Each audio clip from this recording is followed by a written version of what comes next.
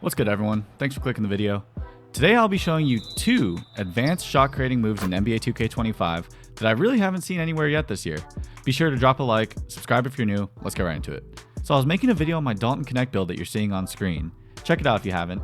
And while messing around in the my court, I accidentally triggered a couple different moves that I really liked. The first I'll be showing you is an escape fade. This animation takes advantage of ProPlay, part of 2K's new engine for capturing animations, and seamlessly blends your escape move into a fadeaway jumper. You can really catch people off guard with this, and if you're a shot creator with high mid-range, this is a very effective move to create lots of space and quickly get into your shot. Now you're going to want to equip a nice escape move that creates a lot of separation and combine it with a smooth dribble pull-up. So I'm using Jimmy Butler escape and KCP pull-up. The first and easiest way is to perform your escape move. Here I'm going to go right. And then while your player's momentum is still going right, you're going to want to pull up on the right stick while continuing to hold the right trigger to get into your fade. This will work in either direction, but the key here all comes down to timing and momentum. If you mistime it, or your player doesn't have enough momentum, you will either come to a stop and shoot a set shot, or you'll trigger your go-to shot animation, which we don't want. So something I found out, and this is the part that can get really tricky, is after you perform your escape, push your left stick diagonally up, opposite of the direction you want to fade, and then immediately start your fade. It's like a quick 1-2 combo, just make sure that your left stick goes first. So here I'll show you how I escape fade going right. I'm going to set up the move with a simple cross to my offhand, then while holding the right trigger, flick the right stick towards my dominant hand to execute the escape, brief pause to let the momentum build, and now I'm going to push the left stick up and diagonally left, then push my right stick straight up to execute the fade. And you'll notice I'm keeping the right trigger held during the whole combo because it's just less to think about. Also, I've noticed that when I'm in the corners, the first method seems to be more consistent, where I just time it without touching the left stick, but anywhere else, wings or the top of the arc, I go with the second method.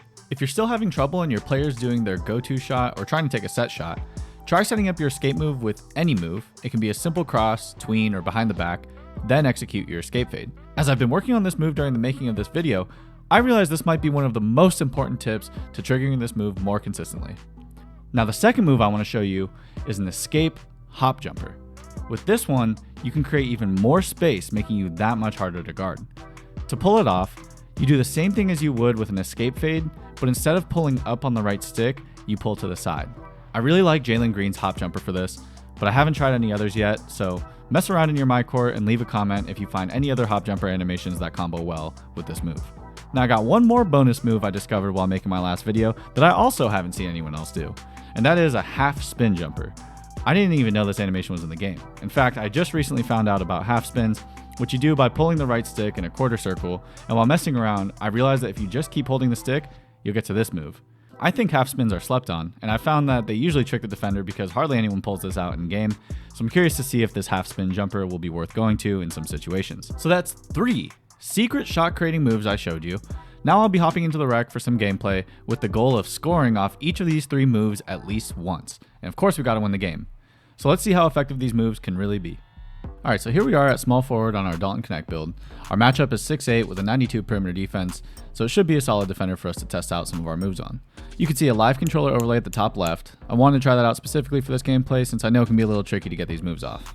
Starting off with an 8-3 lead, we're going to catch, easy one dribble pull up for the midi to get us going. We're going to get a tip off the inbounds, cheese, leads to an open 3, splash. Now we're already up 10 in the first. So we're going to get an easy read here for the steal, and you can already tell what type of game this will be. Should be an easy win, but the main goal is to get to our moves. But we'll take what the defense gives us, easy catch and shoot 3 over the late contest. Here in transition, no reason to make it complicated. The spin loses them, and that's another easy 2. So now it's nearly the second half and I haven't pulled off any of our moves, so I'm going to get to it here with 3 seconds left, escape right, and just look how much space that creates with the hop. This was the perfect scenario to pull it out. We have all that space to the right and we can just switch directions so quickly and pretty much teleport from the left wing to the top of the arc. It's really tough to guard. Of course, if you spam it and make it predictable, they could probably get you, but I'm a big advocate for sprinkling these into your bag if you're a shot creator. Up 15 at the half. Again, the win should be a given unless we troll this one. Gonna catch at the top with 5 seconds left on the shot clock. Kobe White breakdown, cross left into the half spin. Got him. That's a bucket. And not much more action to this gameplay. Minute 40 left in the fourth, and I still gotta get to our escape fade. So we're gonna catch it here on the left wing with all that space to our right, but the AI crowds us, but it's good. And this is one of my favorite setups for this move. We go to another Kobe White breakdown, Luka's snatch, escape right, and because we could flow straight into the fade out of our escape, we don't give the defender any time to catch up. So we're going to wrap this one up here with a limitless range 3 right over the top. Man, I really love playing on this build. Like I said, if you want to see more, I'll have it linked at the top right. But there's the dub. We were able to pull it off, which of course we did, but I wanted to make it a little fun while showcasing the moves in a real game. So I hope you enjoyed this video, and just go try it out for yourself, man. Let me know what you guys think. There may be other animations that work well that I just haven't tried yet, or other pro play interactions like this that are yet to be discovered. Because like I said, I don't see anyone pulling these out, and we still may be just scratching the surface with this pro play technology. It's really cool how smooth you can blend certain animations together, and this one's a really efficient move that creates just a little bit of extra space, but often that extra bit really does matter. So thanks again if you made it to this point. I'll catch you on the next one. Peace.